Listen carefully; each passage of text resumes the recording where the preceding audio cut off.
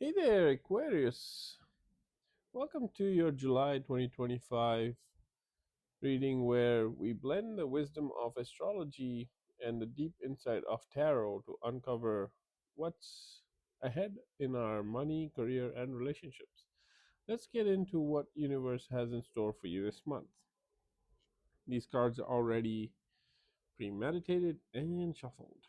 I usually draw three rows, the first row being telling us about the money and finances. Second row tells us about job, career, business. And the third row will tell us about love, relationship, romance, and all that good stuff. Each row, the first card will be the current energies. So, in money and finances, the general energy is Knight of Cups. The challenge card is the Three of Swords. And the outcome card here is the King of Swords. For job, career, business, the general energy card is the Six of Cups. The challenge card is the Six of Swords. Getting better. And the outcome is Page of Pentacles. For love, career, and relationships, the general energy is King of Swords. Challenge is Strength. And the outcome is the Hermit.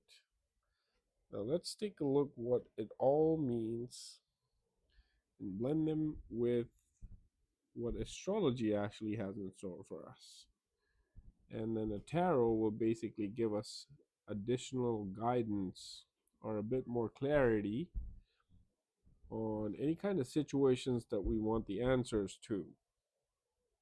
Okay, based on money, job, career, business, and love. Okay, so let's take a look here. And so Aquarius, July lights up your sixth house of routine, work, and daily habits, thanks to Sun and Mercury transiting Cancer. This means money may flow in through consistent effort, especially in areas tied to health, service, or freelancing.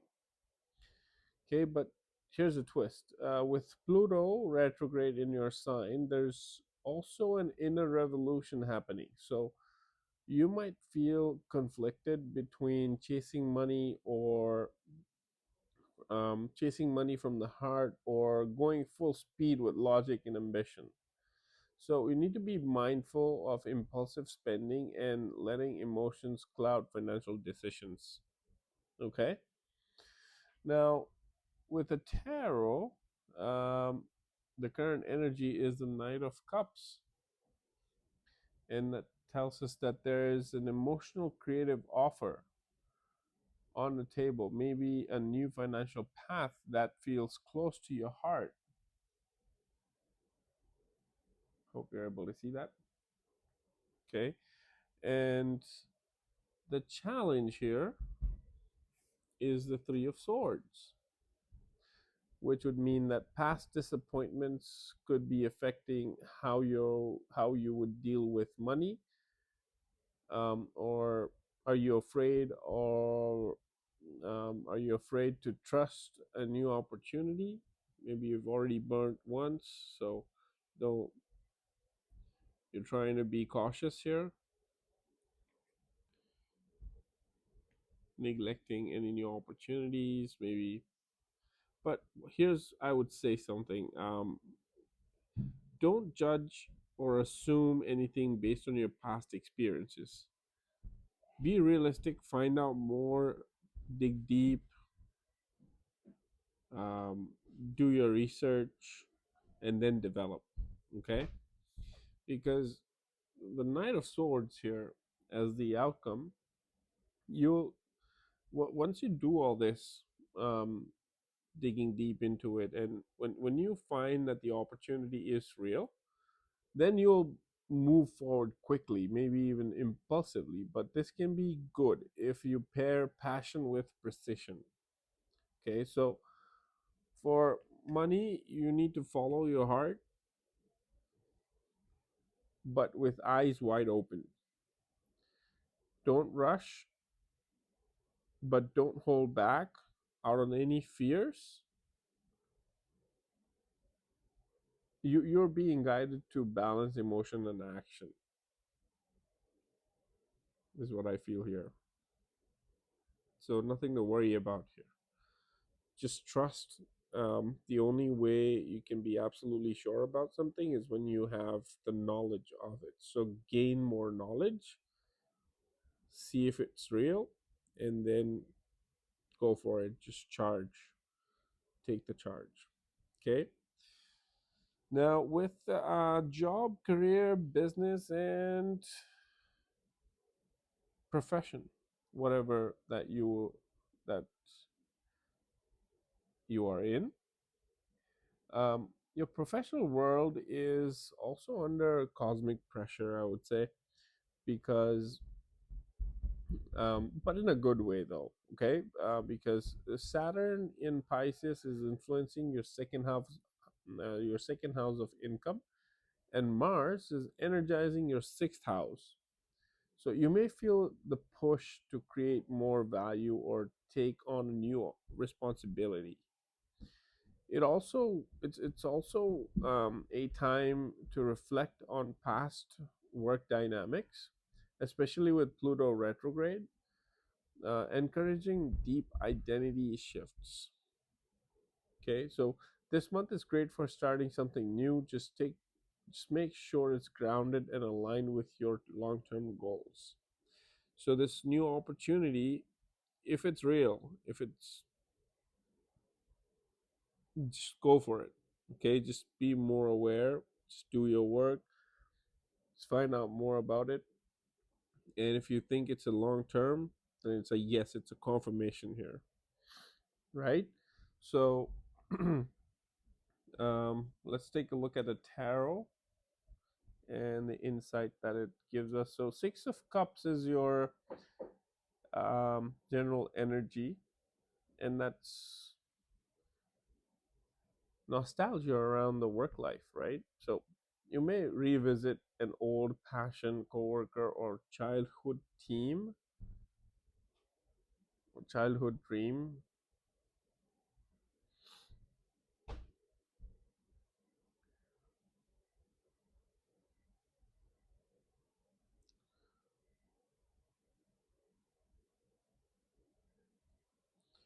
because this person, it's so giving. Maybe they were busy out somewhere for a long time, going back home, and now remembering their childhood, and something from childhood is surfacing here.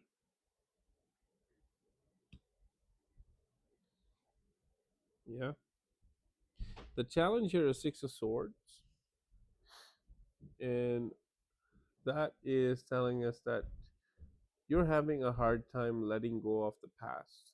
Emotional baggage may block you from moving forward. So maybe this experience that you've had in the past is something that it's telling us here, even here, maybe in a business, or maybe you're a freelancer and you've had it once and now you're afraid.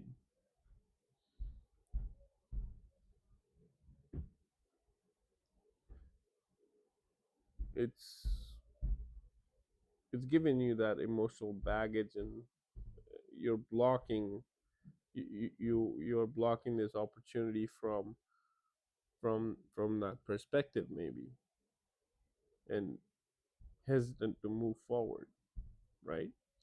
But again, with the Three of Swords, there's a caution here. So just be mindful of anything that you're starting new. Just make sure that you've digged into everything, uh, found out everything that you need to, and then make a decision. Okay. And the outcome here is the Page of Pentacles, and that's a fresh new opportunity is here. It may smart start small, but it's a solid and offers long-term growth. So as I said, it's a confirmation here. That's what I'm seeing already. But two things to remember: don't judge the opportunity from your past experiences, and uh, to make sure to find out how real is the opportunity. Like, dig deep, do your research, and once you've concluded that it's real, it's good to go, then go for it. Like the King of Swords here, Knight of Swords. Sorry. Okay, so I would say reconnect with your past, or past dreams, or maybe childhood dreams that you've had, but don't get stuck in them. This is your time to plant the seed of something new, and especially if it excites you or your inner child. Okay, so revisit all that, but don't be emotionally too attached, and don't judge any opportunity with the past experience. And go through all the documents. If you're signing any deals, any opportunities, just go through all the paperwork, making sure that it's not going to put you in the loop later on. Find out everything about this that you can, making sure that you can scale it later. Maybe start small right now and scale it later. And but it's a good to go. It's a yes, right? So just make sure that it is safe to go ahead. Or maybe there could be something else that you aren't seeing right now, and right now you're in front of an opportunity that isn't looking so great, or isn't so sure about that. In that case, just wait, probably until the end of the month, and something else will show up, an opportunity which is going to be real. And yeah, but still find out everything about the opportunity that you can, making sure that you want to go ahead, and then uh, get the kickstart. Okay. All right. So let's take a look at the love situation here. And astrology wise, Venus is entering Virgo mid July. So your focus shifts to emotional depth, healing, and intimacy. This month may feel introspective in love, especially with Aquarius ruling planets shaking up your identity and responsibility patterns. This is a time for reflection, maturity, and possibly choosing solitude over superficial connection. Okay, so tarot wise, King of Swords is what we have for general energy, and tells me that you're approaching love with logic, detachment, and maybe even emotional armor. Okay, for the challenge here, we have strength, and it takes courage to stay open and soft when your heart feels guarded, right? Are you holding back any vulnerability, any heartbreaks? Okay, because we've got Hermit here, a period of reflection and inner clarity is coming though. And you may feel the need to retreat to understand what you truly want in love. So here's what I can say. You need to, when it comes to love situations, just sit down and visualize. Visualize. Visualize the love life that you want to have. Visualize the person you want to be with. Visualize what are you doing with them. Like law of attraction, right? You want to take them out on a date. Visualize that. Maybe sit down and close your eyes, take deep breaths, and then visualize the ideal moment you want to be in with this person, and just let your intention out in the universe, right? And then just wait. Ask the universe intentionally that this is what my ideal situation of a relationship I want to encounter, and just forget about it. Okay, universe has got you back. It'll come back to you when you're not even thinking about it, not even expecting, at the most unexpected time, right? That's what it says. That let go of it. It'll come back to you when you have zero resistance, when you're in the receiving. So just be happy and set your intentions, let it out to the universe, meditate, and it'll come. Okay? July is a soul searching month, so meditating is the best um, method of doing that.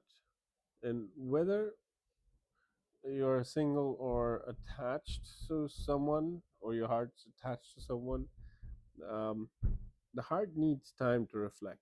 Okay, so don't force connections. Instead, find strength in solitude and insight. So when you meditate, set intentions to be with this person, right? Just make sure that you're not making your, I mean, you're not harming yourself. You're, um, like, what I mean to say is that no one's getting harmed by this relation. The other person is just free, single, ready to go in a relationship. Don't like, uh, don't like ask the universe to be with someone who's already married, right? Like otherwise they'll have to come out of one life and then start another one with you. It's obviously going to be a lot of, it's not good for you, not good for the other person as well. So is what I meant by that. But yeah, no harms. Okay, so just be absolutely loving, and it also has to be the right thing, right, for it to happen. So the remedies here, I would say, to maximize the positivity, you need to chant Om Hreem Namah Shivaya 108 times daily to clear emotional blocks, invite clarity, and align with higher wisdom. You could also try journaling about past heartbreaks or limiting money beliefs that you've had. Um, Meditating near water, especially under the moon, to release emotional clutter is great. Wearing a blue sapphire or lapis lazuli is to activate inner truth and mental focus. Okay. Final recap. Um, Money wise, passion meets clarity is what I say. Trust your heart, but act with wisdom. Career, something here from the past may inspire a new beginning. So it's time to plant the seed. Love, slow down, listen to your soul before making a relationship moves. So sit down, meditate,